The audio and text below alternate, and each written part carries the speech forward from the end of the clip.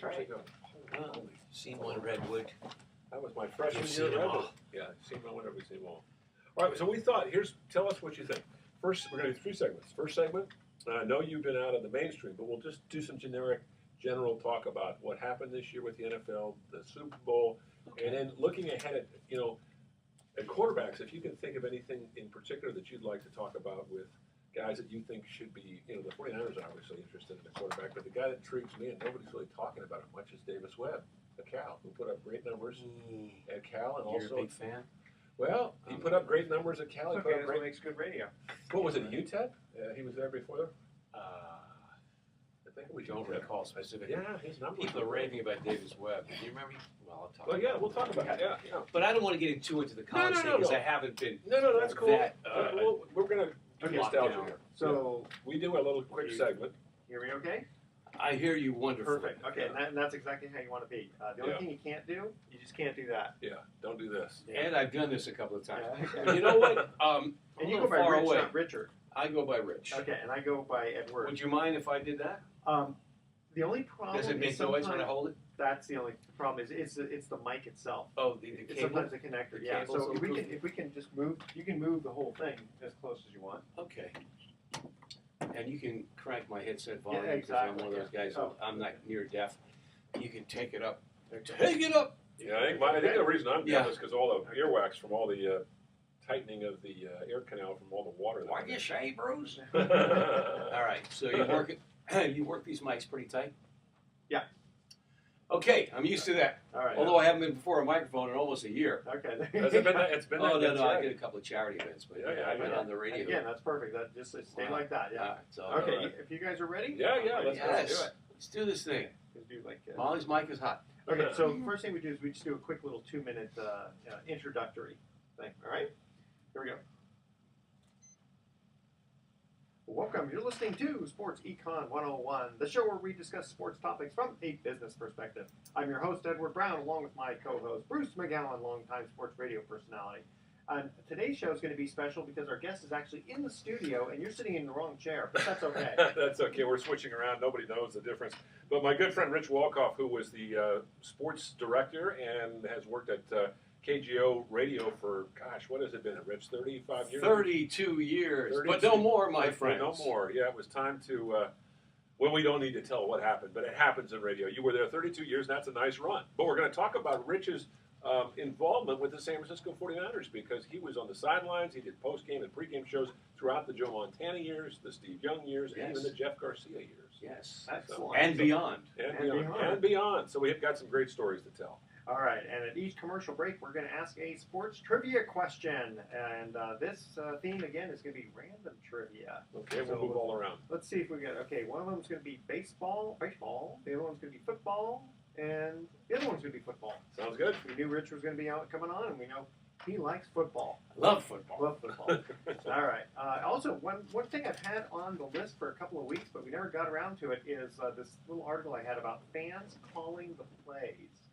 Which mostly would be, I guess, for football. You wouldn't really call too many plays in baseball. You could. I mean, you could, but Hit and run, bunts, whatever. Yeah. I mean, I think it's kind of interesting because I think it's kind of moving along the lines of like fantasy football. Okay. Right? I mean, who ever thought about fantasy football? We won't need athletes anymore. It'll be video games that you could, animated athletes, There you go. which essentially are on a screen, but maybe we'll have it in the ballpark. You'll be a robot. Yeah, something like that. Sounds Sure. like a possibility. And Anything fans will have their computers at their seats. And maybe it'll be like the Coliseum where people chop their heads off and stuff. Make it really exciting. Oh, no. Okay. Transformers. All right, this segment of Sports Econ 101 is sponsored by Pacific Private Money, still providing mortgage investments that are still currently yielding around 7.5%. Used to be 8%, but rates came down a little bit. No, let's not quibble. No, we won't. Doesn't get any more conservative than that. Check them out at pacificprivatemoney.com. Don't touch that dial. You're listening to Sports Econ 101. We'll be right back. All right, so that's our first 2-minute little interview. See, what he does is he records these and then puts them in a file and then shoots them off through email, and they go out to Sports Byline, which has 126 stations. Actually, Go out- more than that. Is it more than I think it's 150? now, I think it's more So now. you're working with Ron Barr? I mean, I Well- don't work with him personally, but Good. Keep it that way. that's what I've heard. That's what You'll I've be a heard. happier man. Yeah, Rather than going, I worked I with work Ron for like 2 weeks as his producer when I was in between Yeah, jobs. yeah. And he paid me, but it was a nightmare. Well, the guy is he's Yeah. a walking nightmare. He's cut from a different cloth. Yes. Guy has some talent, but he's off in his own little world. Insufferable. Yeah, he is insufferable. And what he told me once, we were talking about something, he goes, Bruce, nobody cares. I said, Ron, you don't care. That's Radish's can line. Yeah, I know. Nobody cares. Nobody cares. So how about them blowing out Hughes and Kolsky? Oh, did they? Last weekend. The two big union advocates, Oh, boy. not coincidentally. Yeah.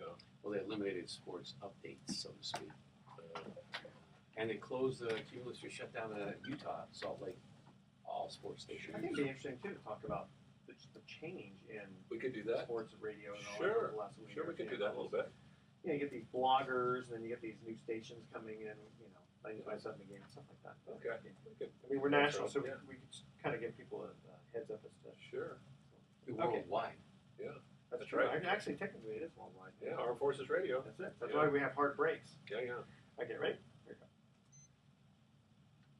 Welcome back to Sports Econ 101. Again, I'm Edward Brown, your host, along with Bruce McGowan. Bruce, who's in the studio? My good friend, and I mean that sincerely because we are good friends. We've known each other for over 30 years. He was the sports director at KGO for many, many years, over 3 decades, worked the sidelines during the 49er broadcasts, also did pre- and post-game 49er talk shows during the Joe Montana, Steve Young era, the glorious era of the 80s and 90s and beyond.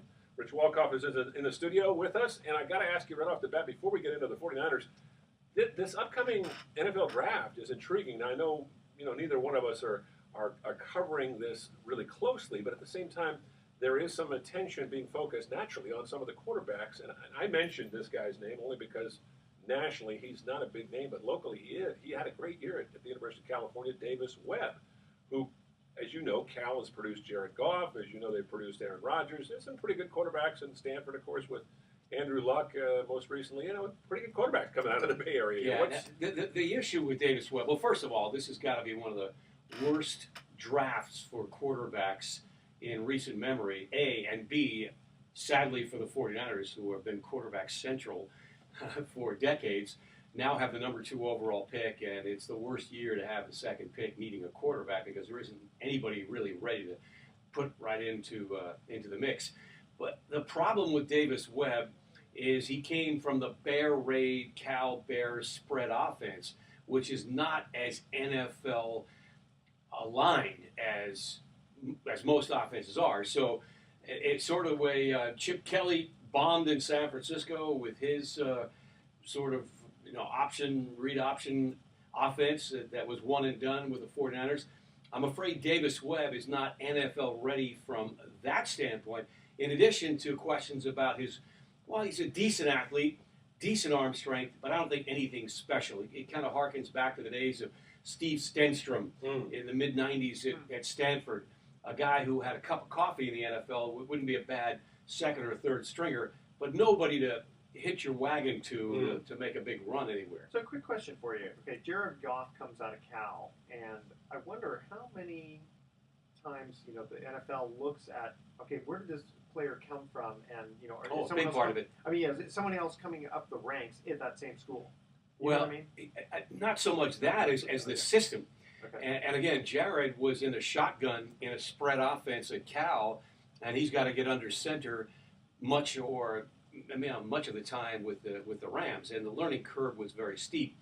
He's got a bigger upside, I think, because of his size, his savvy, his gamesmanship, and the number 1 overall pick had a very rough rookie year, half of which was spent watching on the sidelines, and the other half was spent running for his life behind a horrible Rams offensive line with no weapons at his disposal. It's so unfair to look how at quarterback statistics if you have a line that just doesn't do anything for you.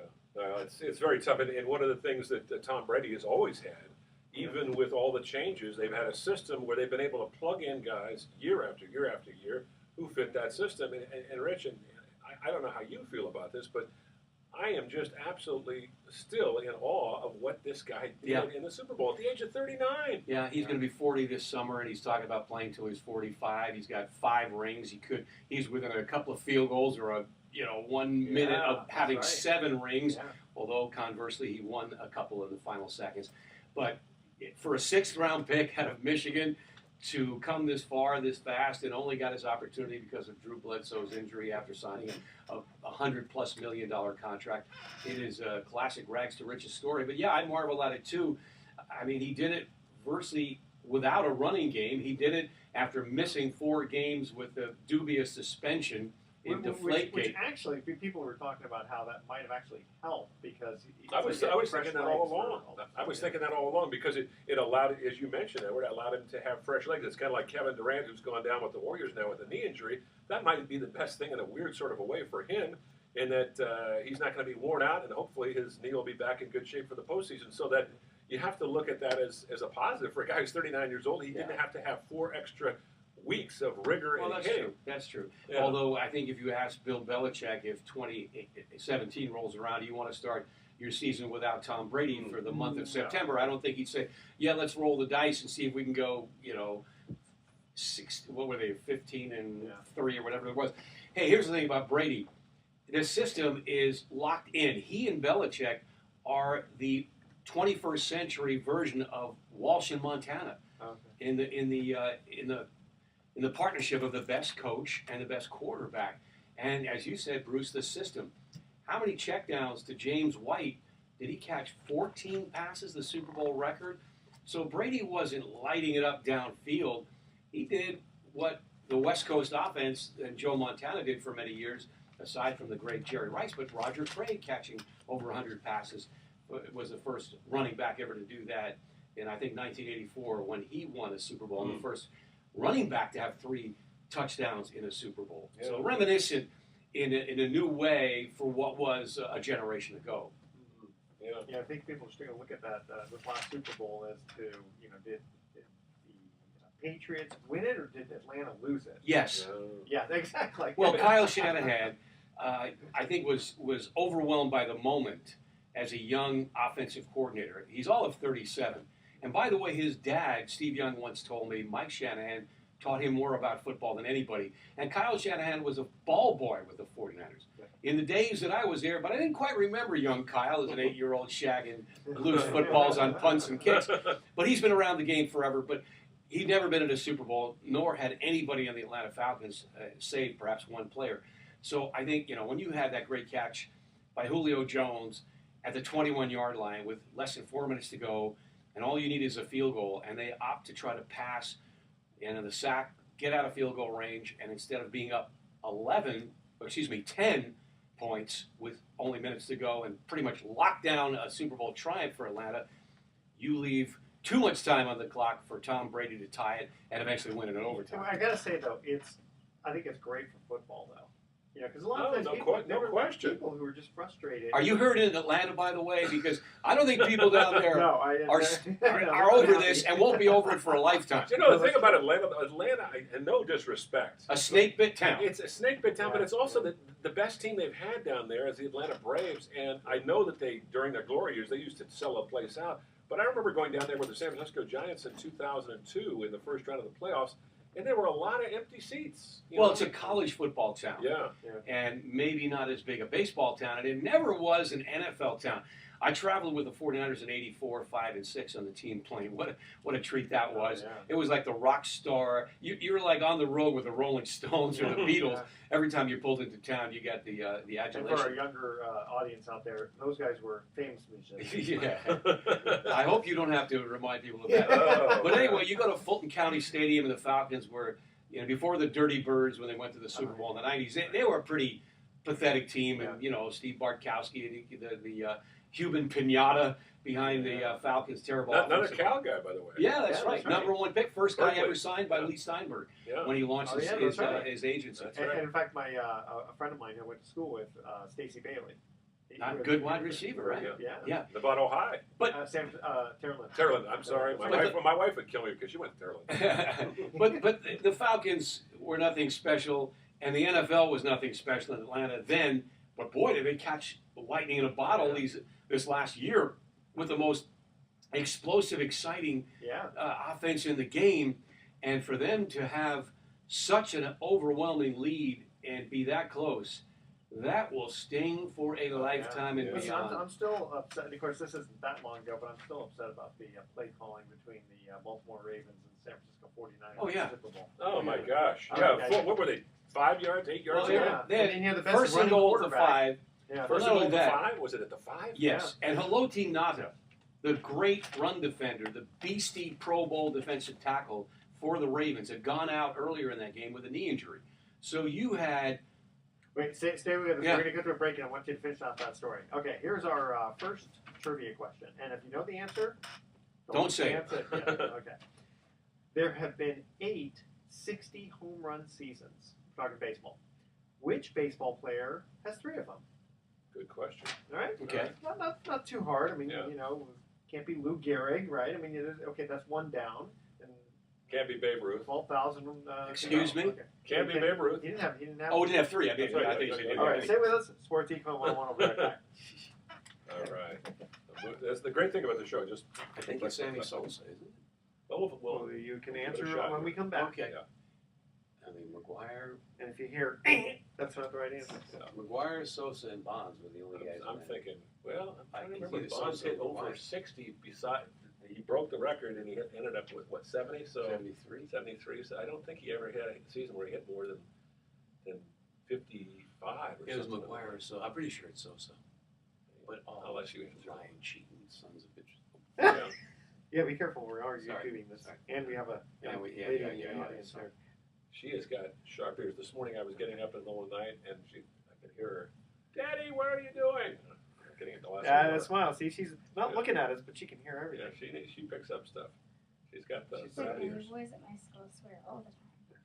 We gotta Oh, remember I she's- like your laptop with your signature name. No one's gonna mess with that one. That's right. My grandpa gave it to me. I love that. Yeah. Oh, Grandpa got you an Apple. Well, that's his old one. Well, yeah, he gives me all his old. Like, Well, hey, old electronics. is still It's really cool. good. What is Yeah. it, 2 years old or something? Yeah, Yeah, we he don't gets nowadays like all with the computers. new electronics, so he's like, here, this is for She'll be school. 12 in May. She and I have the birthdays 5 days apart, so I'll be 65. She'll be 12. How We've, about we've that? been doing the show since 2013. That's so right. 4 years. Yeah, Yeah. I remember. Yeah, she was about almost 8 Yeah, years old. yeah, Wow. You've matured quite a bit since we started this show. Unfortunately, your father hasn't. yeah. I He's think I still a kid at regret. heart, which is good. Oh. All right. Ready? Yes. And then we'll finish off your story Yeah, with the ratings. sure, Yeah, sure. Let's get back to here. There we go. Welcome back to Sports Econ 101. Edward Brown here along with Bruce McGowan and our special guest, Rich Walcoff.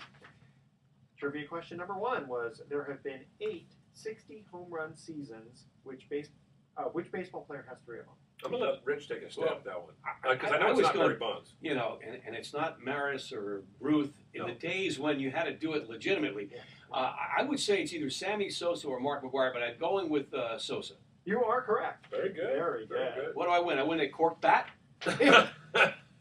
Sammy Sosa had cork bats, didn't he? Yeah, once? he did. That's Yeah. part of At the least humor. once. Yeah. Bruce, a little slow on the uptake. Well, it's all that hiking today I did with my daughter. We went up to Cascade Falls. It was absolutely gorgeous, just beautiful. Thing. Northern California, Yeah.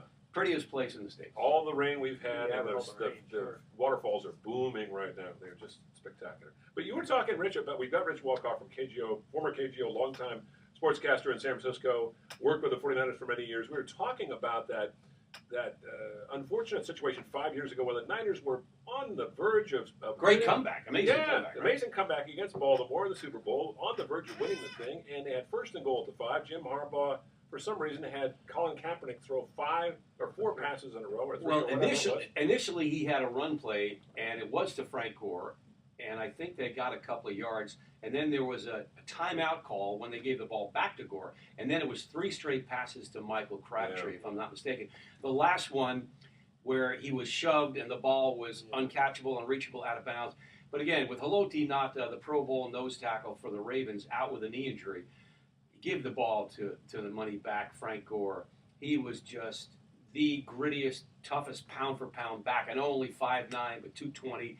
And I think 3 shots, whether you go roll him out and, pitch it to him or go off tackle, whatever you do, Frank's going to get you 6. I think a rollout option I mean, Kaepernick can run in, he can throw. Well, yeah. But again, we're all second guessing all Well, this speaking of Kaepernick, I heard Kyle Shanahan say, the new coach of the 49ers, say that we're not wedded to him. Obviously, No, he's wedded. out. He's opting out of his contract. Oh, he is opting out. I think it happened last night or Okay. earlier today. Okay. So he's moving on to free agency. And, So who's going to be their quarterback next year? Well, that is Kirk Cousins. Don't rule that out because Kirk Cousins, getting the franchise tag, gets $24 million. He wants a long-term deal, and Kyle Shanahan was his coach a few years ago Right. in Washington. If the 49ers can sweeten an offer, a number 2 overall pick, and a lot more, they can make a run at Cousins. I know he's a big upgrade over Gabbard and Kaepernick. Is he the franchise deal? A franchise kind of guy? He got the franchise tag, but I don't think he's a great quarterback. But there's nobody else out. So then it's a question of relativity. Exactly. I'd make a run at Tony Romo, and John Elway and the Broncos are going all out to get Tony Romo, and I think that's a smart move. I think he's a superior player, even though he's almost 37, and I think Cousins is about 27 or something. What's RG3? He's in Cleveland, and Hugh Jackson gave him a shot late last year, and he played much better. Then he got hurt again. Bring back Johnny Football. Johnny Manziel. I think he was in court the other day on his domestic violence case, and he said his life's on the right track, but light years from being ready to make a run in the NFL. That's like another Ryan Leaf story. That's a sad story. Now, there's a guy who's actually gotten his life together, but he was in Ryan jail Leaf for a has? while. Yeah, he has. Really, Ryan? Yes, he has. But he was in jail for a while. I remember the 49ers had summer training camp at the University of Pacific in Stockton, and the Chargers and 49ers shared the practice field that day. And Ryan Leaf was the rookie. This must go back early 90s, mid 90s. 20 years. Yeah. And he threw a magnificent ball. But it's like Todd Marinovich, Raiders number 1 pick, the lefty out of USC, robo quarterback. There's a lot more to it than just being physically ready, mentally, emotionally, and more. Jamarcus Russell. Oh, gosh, I covered the Raiders in those horrible years, and the purple drank that took him down. Yeah. And, you had a Raider. Purple drank. What is that? That's the codeine-laced liquid that a lot of people get in trouble with because it's so addictive. And he apparently was massively hooked on this stuff. Wow. Codeine is like an opiate derivative or in that vein, and it's very addictive, and it ruins it. Is it for injuries type of thing? Well, it can, codeine is a painkiller, like other of those Valiums and barbiturates and opioids, but he used it and recreationally, and what might have been fun at one point in time became debilitating to the point where he was fat, disoriented, and lost his way. And by the way, the $60-some-odd million that he earned, or that he was paid, he hardly earned it, is all gone. Every cent? From what I understand, he all is his buddies, all of his family. He is like 50 Cent or others who made massive fortunes and blew it. And lost it all. Wow. It's tragic on a lot of I levels. only take Valium, but if I mix it with Vicodin. Well, No, I'm just kidding. Yeah.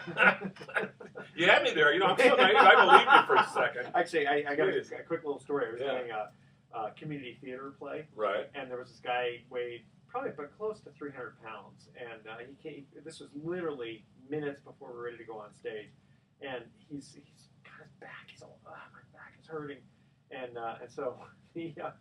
One of the young ladies who was with us, we were all ready to go on stage, but he's got a bunch of stuff he's got to do, and she goes, well, what's going on? I go, I got back pain. Because I took some Vicodin, but it's not quite helping. And so she says, well, here, I've got some Valium.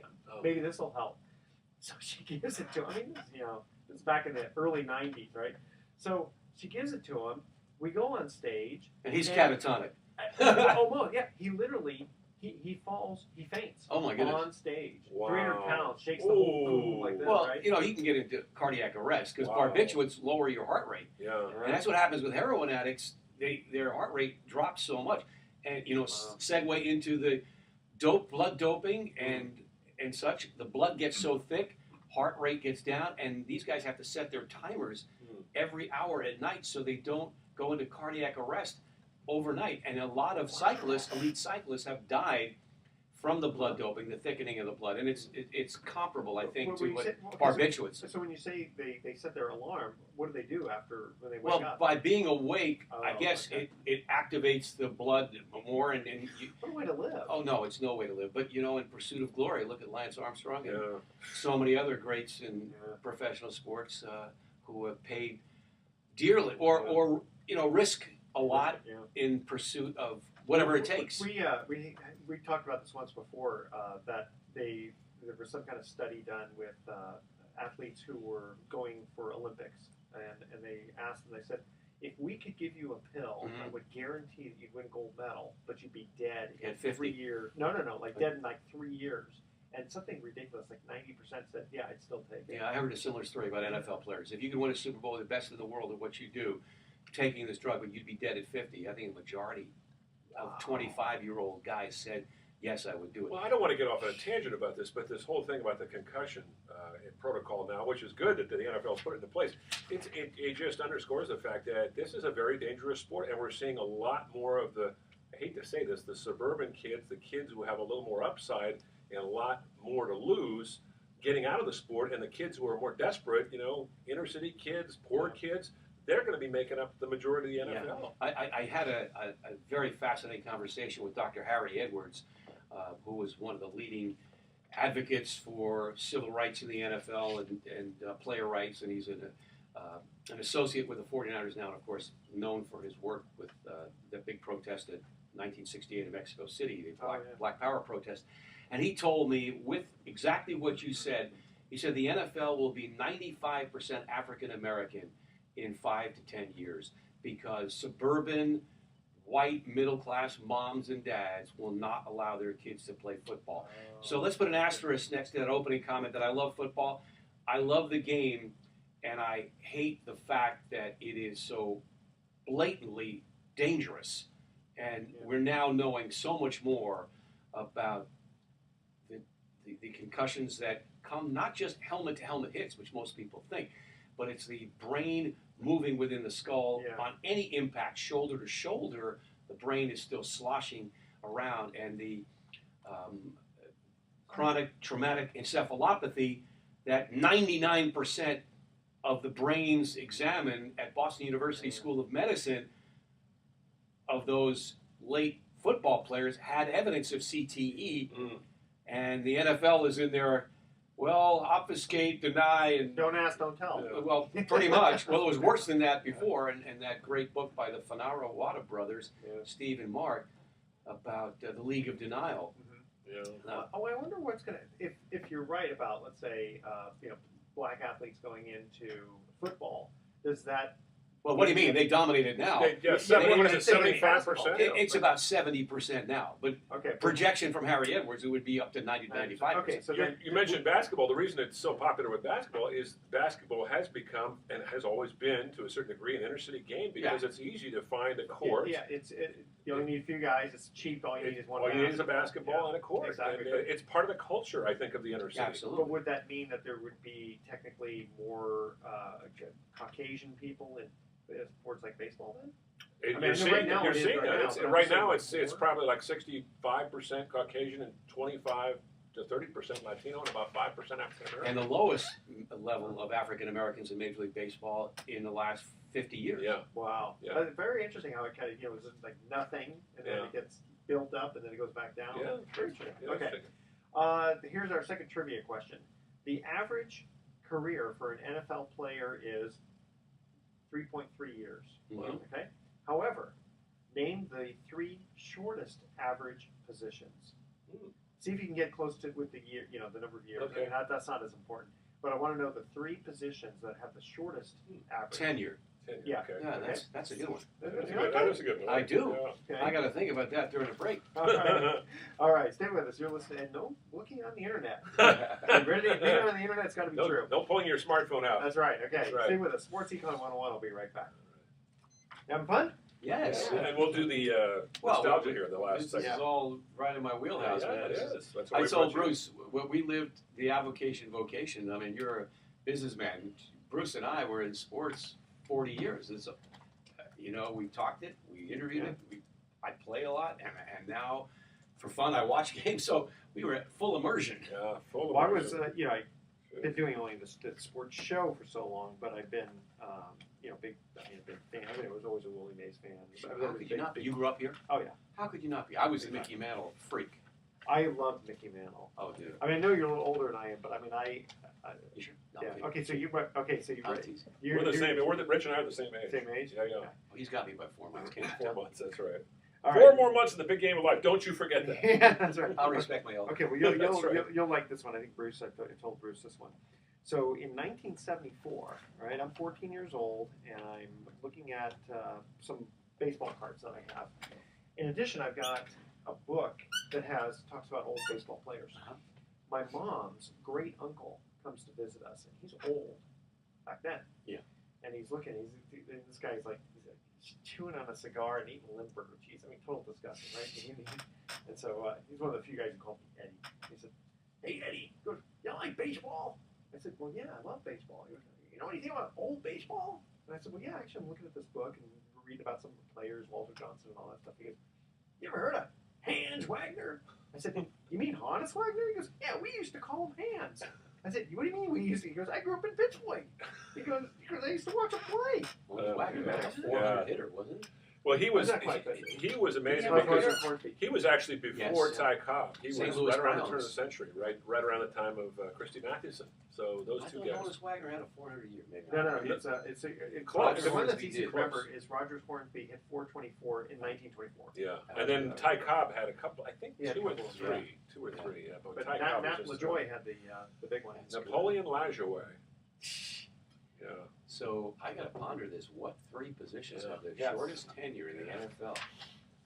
I'm gonna say. Okay. Oh, You guys ready? Yeah. No thinking. Okay. Just do it. Yeah. Welcome back to the Sports Econ 101. One more time, I'm Edward Brown, your host, along with Bruce McGowan. Here was our trivia question. The average career for an NFL player is 3.3 years. However, name the 3 shortest average positions. And since we said positions, you can't count the coach, which is probably about 6 months nowadays. I'm gonna say In San Francisco, yeah. Yeah. I'm gonna say defensive lineman, running back, and the third one. Who would be the third one? Okay, so actually running back is the shortest. Okay. 2.57 years. Yeah. Well, I would say cornerback just because. Okay, quarterback Mhm. is 2.94, so there's one Okay. in between them. But we've got 2 of the 3. You got 2 Defensive and 3. lineman? No, it's an defensive offense. Tackle? Wide receiver. Wide receiver. Wide Yeah, receiver? 2.81 years. Wow. Yeah, so you Okay. have running backs have the shortest and the wide receivers. So now and the quarterback. it makes it that much more amazing to think that Jerry Rice Yeah. and Tim Brown. Mm, Jerry had 20 years in the NFL. 20 years. Think about that. Yeah. And he was good right up until the end. Even the last year, he was And still. I he was think Tim respectable. Brown had 18 Yeah. or All more. with Well, the it same helps. team. It helps to be fast. But guess what? One Guess minute. what? Jerry And have Rice, great coming hands. out of Mississippi Valley State, was not known as a speedster. And he would later commonly say, I'm as fast as I need to be to catch the ball. You know, we're talking about game speed and combine speed, or, Yeah. you know, how do you run in shorts and a T-shirt? That's not football. Yeah, But yeah. Jerry Rice was a 4-5 plus 40-yard guy until the ball was in the air. And then he was faster. Well, I would think I would be too if I saw these guys like someone like Ronnie Lott ready to hit me. I'd be very fast. We weren't allowed to hit Jerry in practice. Even Ronnie knew that. Yeah. What I loved about Jerry Rice was, and Rich, I want you to tell the story because Rich Walcoff is our guest. He was on the sidelines doing the announcing for the Niners play-by-play on the radio. Did post and pregame shows. 22 years, my 22 friend. years during the glory years. And Jerry had this ritual before the game where everything in his uniform had to be just perfect, you know, including even, I think he used to wear breathe rights, didn't he, for a while? Yes. Yeah. Oh, I thought you were going to talk about the time that he called me out on the sideline in the middle of a Monday What Night was that Football all game. about? Oh, that's a long story. I don't know if you guys want to hear it. Yeah, we Sure. got I'll give you the. Jerry called you out on for the 4 side. more hours. Go ahead. Yeah. Yeah. What was that all Well, about? you may recall that, sadly, his streak of playing in umpteen consecutive games was broken in 1997. Steve Mariucci, his first season, when on an end around, on a double reverse, Warren Sapp grabbed him by the face mask and wrenched him down, tore his ACL. Ooh. So Jerry was out for a long time. While he was out, he was rehabbing on his own and frequented a massage parlor of rather infamous repute. And it was raided by the authorities one day, and Jerry was found locked in a restroom on the premises, claiming he had never been there before and knew nothing about what was allegedly going on with this shady front for ladies of the night. Well, I called Jerry at home after the Mercury News broke the story and was about to get his comments for the radio show I was doing in the morning on KGO. And he cut himself off and said, I don't really want to talk. I'll get back to you. And all he said was, I was in the wrong place at the wrong time. Well, I went on the radio and said, Jerry told me he was in the wrong place at the wrong time, and I cut him slack and didn't make accusations or insinuations. Okay, I'm going to be Jerry's defense attorney for just a minute. That in itself really kind of says the story. It does. Okay. But he said that to me. Nonetheless, he was blaming the messenger. As somebody we are here commonly in headlines is somehow doing, blaming the messenger instead of what you did. And Jerry was angry beyond belief. And then next thing you know, at training camp in May, as the months go on, he literally was jumping up and down, feigning coming after me to take me on. And I was told, Jerry's really upset. I said, well, look, if he wants to clear the air at any point in time, he could. He never did. Season rolls around, Jerry makes a comeback, and he made that comeback from ACL surgery. Oh, I jumped the gun a little bit. He was back in 16 weeks. He rehabbed and made the recovery. And played in the playoffs. Played in the playoffs on Joe Montana night. And he caught Monday night game, right? Monday night game, he caught a touchdown pass, broke his kneecap, and then missed the playoffs, if you recall. Oh, he did miss sliding on the turf in the end zone. He came back too soon. Yeah. But the next year on Jerry Rice night, he was double teamed in the game that the Niners owned the Bears. They beat them like 35-0. And Terrell Owens caught 20 or more passes, and it was an NFL record that day. And Jerry was very frustrated that he was double teamed on his night, and Terrell Owens was shining so brightly. So he's on the field, and his frustration spilled over during a timeout. He walks away from the huddle and stares at me and kind of points. I'm on the sideline next to the Niner bench, and John Madden on Monday Night Football goes, and Jerry Rice seems to be pointing to the talk show guy who runs the post-game show. And Jackie Rice had called the week before and defended her husband. Everything spills over. He comes to the sideline, and he says to me, you smile at me to my face, but you rip me behind my back. And I said, Jerry, anytime you want to come on the radio. And I started to engage. I said, well, wait a second. This is in the middle of a game. And I pulled back. So on the post-game show, I mentioned, I can't believe on Jerry Rice Day that Jerry took his focus away from the game, which was a blowout win, but he was so proud and so upset that he didn't have his glory moment on his night at Candlestick Park. And I said, I can't believe he diverted his attention and talked to me. And I didn't say what it was all about. And one caller said, are you going to milk this for the whole 2-hour postgame? Or are you going to tell us what's really going on with you and Jerry? And I foolishly took the bait of the caller and recounted the whole thing about the massage parlor and the whole deal.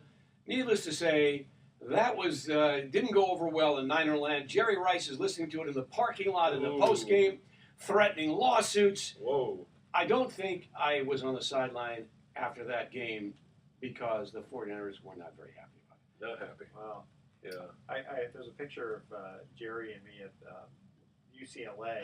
I'm glad I didn't say that, hey, by the way, someday we're going to have Rich on the show. Years later, he said, we're cool. When he was in the Super Bowl in San Diego with the Raiders, and I have a table and a bunch of guys, and I'm right around the table like you and I are with Bruce right here, 6 or 7 of us, and I said, so Jerry, we're cool? Yeah, we're cool.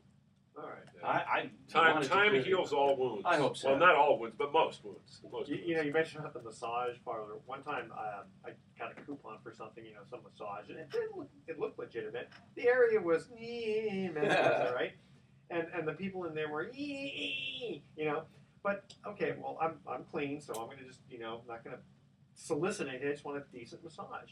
So I'm on the table, I'm face down, and suddenly like the curtain. They had like curtains, right? Curtain opens up, and some guy goes, "Oh, excuse me." And I didn't think anything of it. And then I realized later on, this guy was probably like from the Vice Squad or like just like trying to catch someone in the act of something. Wow. It's like, needless to say, I didn't go back. Yeah. Needless to say, my wife wouldn't let me go back. Those are before the days of Yelp. Oh my goodness. Rich Walcoff is joining us here on Sports Econ 101 from KGO. Many years with the 49ers. I got to ask you about Joe Montana, covering this guy. You covered the bulk of his career. Yeah. You got to know him pretty well. He was not a real outgoing guy, but No. you got to know him. But more importantly, you got to watch him from the field with these amazing performances, game after game, Yeah. year after year. What was that like? He was the Mozart, Baryshnikov, Michelangelo of professional football. He was the maestro. I would marvel up close, being on the sideline only a few yards from where he would be taking the snap and dropping back. And I recall vividly, he would look right, primary, or just to a diversion for the defensive back. He would look right, he would look to his second, and he would begin the throwing motion back to the right at times, and then look. But the ball would seemingly be out of his hand, and he'd put it on a dime. He had that uncanny sixth sense of being able to visualize where the receiver would be. And you hear about quarterbacks throwing a guy open or, making the throw before he cuts off the break and whatnot, which is the common vernacular. But Joe did it better than anybody. And I know we opened the show talking about Tom Brady, who idolized Joe like every young football kid did in the Bay Area 30 years ago. And it's hard to compare Tom today, Joe then in his heyday. And well, Tom's more athletic. I mean, well, bigger actually, and stronger. I mean, from that, he's not more. He's a bigger, stronger man. Yeah. But Joe was more athletic. Joe, I think, could dunk a basketball, played basketball in high school, and was very nimble and elusive. But he was rather small of stature. Yeah. What was he, about 6 foot tall? 6'2". Wait, almost I'm 6'3". 6'6", and I that's not towered bad. over the guy. Well, he wasn't he- 6'2", no, he was he- about 6'1". Wait, how tall at was most. Tom Brady? Tom Brady is 6'5". 6'5". No, Joe is a good 6'2", 6'3", maybe. God, I Now, stand up next to him now, at some of these excuse me, old-timer He events. had neck surgery. Okay. And he's not exactly shrunk, huh? he's not exactly no neck Williams. But Richie, I'm not But he saying it's- lost an inch or two Wow. of vertebrae in his Okay. neck. Okay, he's no Doug All Flutie. right. How Yeah. Doug Flutie was 5'8". 5'8". Yeah. With, Boy. hey, But quick, he was a good player too. you talk about height and quarterbacks. Yeah. The great story about Pat Hayden, Mm. a former Rams quarterback Sure. out of USC. The draft comes around, he's 5'10". He knows no one's going to draft a 5'10" quarterback. At the combine, he cuts off his knee pad, put it in his sock, stands on the That's great. and gets measured, measures 6 feet. Later, he told that story. Now at the NFL Combine, everyone gets measured barefoot. Barefoot. Interesting. Because of Pat Hayden. Pat Hayden. I remember Interesting. he was a decent quarterback. Yeah. Sure. Well, when you're talking about Joe Montana, you have to mention Bill Walsh, who was a larger-than-life character. And Bill Walsh, unfortunately, even though he had a good partnership with Eddie DeBartolo, it was a stormy relationship. It was like a husband and wife that loved each other passionately, but fought even more passionately. Well, I'll go beyond that. I mean, as much as Eddie did amazing things for the 49ers after a very rough start when he bought the team, and there's no question, there never would have been 5 Super Bowls without him, and he was very generous. Jeff Fuller, a career-ending injury and partially paralyzed in his arm, has a $100,000 annual annuity just from the generosity and grace and goodwill of Eddie D. But if you didn't meet expectations, or if you fell short in any way, Ronnie Lott included, after the 1990 NFC Championship game was cast aside. But Bill Walsh was vilified by Eddie D, brutally treated, and it drove him to an early retirement. I remember he'd be at the podium with his hands shaking, the tension, the pressure to win, and the contract negotiations. Eddie rode Bill very, very hard.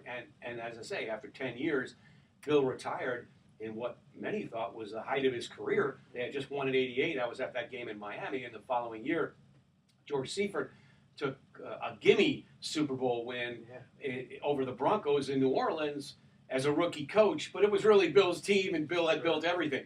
But it's a shame that Eddie was not more respectful and deferential to the great genius, that was Bill Walsh. Yeah, and of course we saw that exemplified in Eddie slamming his fist in the walls and getting into fights after the games. But of course, it really wasn't seen by.